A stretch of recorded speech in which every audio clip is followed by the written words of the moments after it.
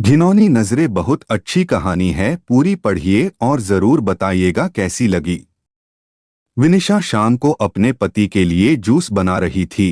तभी उसकी छोटी बहन पूनम का फोन आया। विनिशा ने जल्दी से फोन रिसीव किया और कहा, मैं अभी तुझे ही याद कर रही थी। तुझे आम का जूस पसंद है ना, इसलिए जब भी बनाती हूँ हमेशा तेरी याद आ जाती है। एल पर विनिशा की बहन पूनम बिल्कुल खामोश थी। एल जब विनिशा ने उसकी खामोशी का कारण पूछा तो पूनम की सिसकियों की आवाज विनिशा के कानों में साफ सुनाई पड़ रही थी। विनिशा बहुत घबरा गई और उसने पूनम से जोर देकर पूछा कि आखिर हुआ क्या है।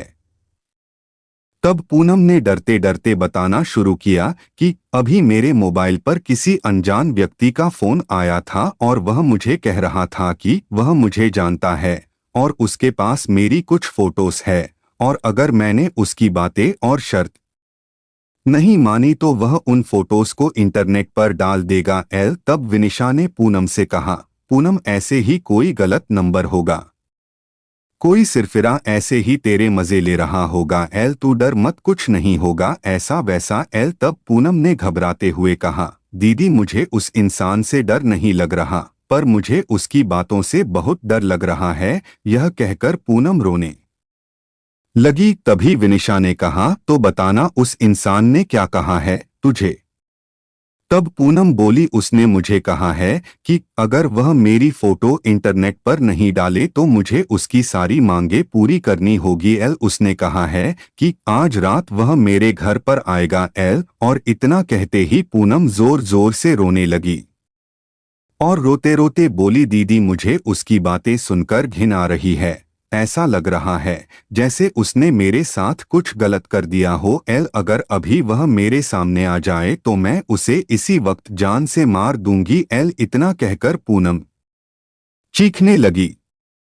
तभी विनिशा ने पूनम से कहा, अरे पूनम तू संभाल अपने आप को। एल और मुझे उस घिनौने इंसान के नंबर भेज, मैं उसे अभी मजा चखाती हूँ। एल यह कहकर विनिशा ने फोन काट दिया। एल पूनम ने उस बदमाश के नंबर और उनके बीच हुई बात की रिकॉर्डिंग विनिशा को भेजी। एल जब विनिशा ने वह रिकॉर्डिंग अपने पति को सुनाई तो दोनों के होश उड़ गए। एल विनिशा और पूनम दो बहनें हैं। उनकी मम्मी का अभी 3 साल पहले ही देहांत हो चुका है और विनिशा की शादी अभी 1 साल पहले ही हुई थी। एल घर में बस अब उसके पापा और पूनम ही है। अब मोबाइल पर ऐसी धमकी भरी अश्लील बातें कोई भी बेटी अपने पिता को आसानी से नहीं बता सकती, इसलिए पूनम ने सारी बातें अपनी दीदी भी विनिशा को बताई। एल अगले दिन ही विनिशा और उसका पति पुलिस स्टेशन पर जाकर उस इंसान के खिलाफ पुलिस कंप्लेंट करवा आए। एल बाद में जब पुलिस ने छानबीन की तो पता लगा वह लड़का पूनम के मोहल्ले का ही निकला जो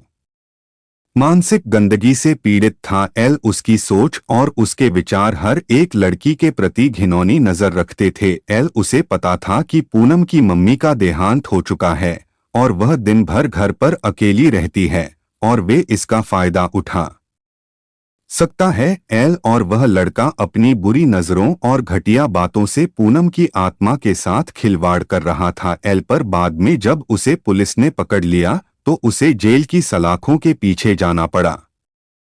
आज भी हमारे समाज में उस जैसे मानसिक रोगी बैठे हैं जो हजारों लड़कियों की आत्मा के साथ खिलवाड़ कर रहे हैं। इनमें से कुछ लड़कियां तो मजबूत होती है जो ऐसे रोगियों को अच्छा सबक सिखाती है, और कुछ लड़कियां उनसे डर जाती है और उनकी मांगों को पूरा करते करते उनकी घिनौनी नजरों का शिकार बनती है। एल पर आज समय आ गया है कि ऐसे मानसिक रोगियों को हम लड़कियां ही सबक सिखा सकती हैं, इसलिए लड़कियों को उनसे डरने की बजाय उनका डटकर सामना करना चाहिए। एल अगर आपको हमारी कहानी पसंद आए तो जरूर कमेंट सेक्शन में बताइएगा।